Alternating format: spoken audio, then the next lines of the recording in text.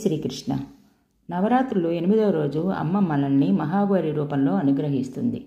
ఈ అమ్మను ఉపాసన చేయడానికి ఒక మంత్రపూరితమైన శ్లోకం గలదు. అది ఇప్పుడు మీకు నేను చెప్తాను.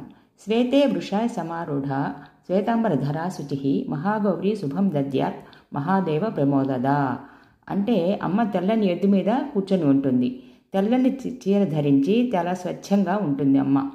అంటే ఏ వికారము లేని మహాదేవునికి ఆనందం కలిగించే తల్లి నాకు శుభాన్ని కలిగించు అని అర్థము. గౌరీ అంటే శివ పార్వతులు కలిసి. శ్రీకృష్ణ నవరాత్రులు 8వ రోజు అమ్మ మనల్ని మహాగౌరి రూపంలో అనుగ్రహిస్తుంది. ఈ అమ్మను ఉపాసన చేయడానికి ఒక మంత్రపూరితమైన శ్లోకం గలదు. అది ఇప్పుడు మీకు నేను చెప్తాను.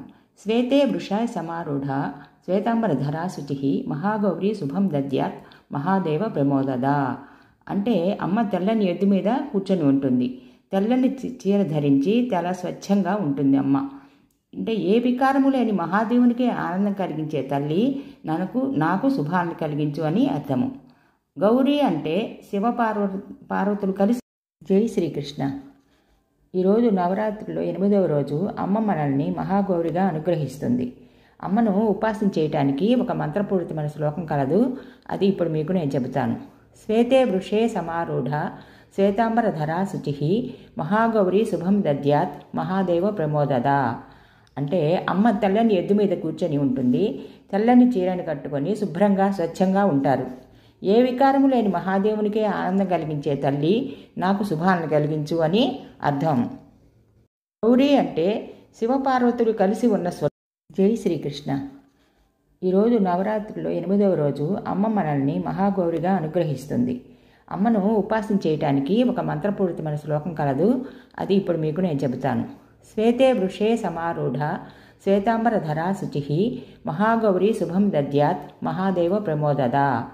అంటే అమ్మ తెల్లని ఎద్దు మీద కూర్చొని ఉంటుంది. తెల్లని చీరను కట్టుకొని శుభ్రంగా స్వచ్ఛంగా ఉంటారు.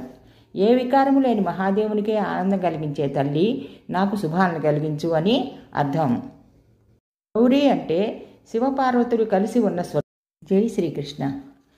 ఈరోజు నవరాత్రిలో 8వ రోజు అమ్మ మనల్ని మహాగౌరిగా అనుగ్రహిస్తుంది. అమ్మను ఉపాసన చేయటానికి ఒక మంత్రపూరితమైన శ్లోకం కలదు. అది ఇప్పుడు మీకు నేను చెబుతాను. శ్వేతే వృషే సమారూఢ శ్వేతాంబరధరా శుచి మహాగౌరి శుభం దద్యాత్ మహాదేవ ప్రమోదదా. అంటే అమ్మ తెల్లని ఎద్దు మీద కూర్చొని ఉంటుంది. తెల్లని చీరను కట్టుకొని శుభ్రంగా స్వచ్ఛంగా ఉంటారు. ఏ వికారము లేని మహాదేవునికి ఆనందం కలిగించే తల్లి నాకు శుభాలను కలిగించు అని అర్థం. గౌరీ అంటే శివ పార్వతులు కలిసి.